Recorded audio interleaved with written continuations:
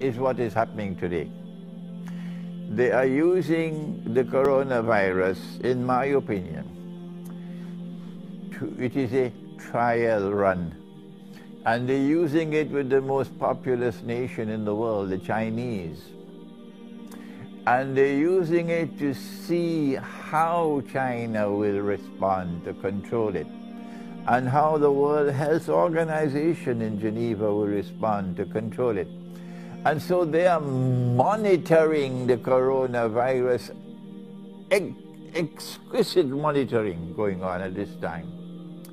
Those who want to rule the world from Jerusalem. That's what they're doing while this corona, of course, they're the ones who planted it in the first place. I have no doubt about that. Dajjal uses Gog and Magog to commit fasad, spread fasad all over the world. And so the coronavirus has to be located in biological warfare in Akhir Zaman. That is my statement.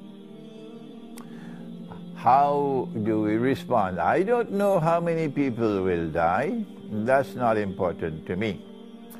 What is important to me is to see how does the Chinese government deal with this problem.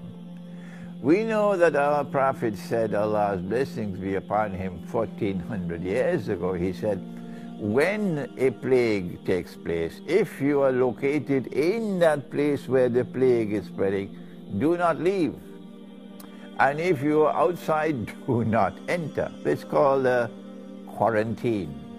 And he said this 1400 years ago, quarantine. And now the world has picked up that same system of quarantine. But if you are coming back to Trinidad from China, if they allow you to enter, they'll put you in quarantine and check to see whether or not you have the virus before they allow you to enter into the population. And so the important thing that they are doing now is monitoring the Chinese government to see how does the Chinese government respond to this epidemic of the coronavirus. And secondly, how does the world respond? What is the World Health Organization in Geneva doing? The president of the World Health Organization used to be a Muslim from Trinidad and Tobago. Yes. Kamaluddin Muhammad used to be president. I was a student in Geneva at that time when he was elected president of the World Health Organization, WHO, in Geneva.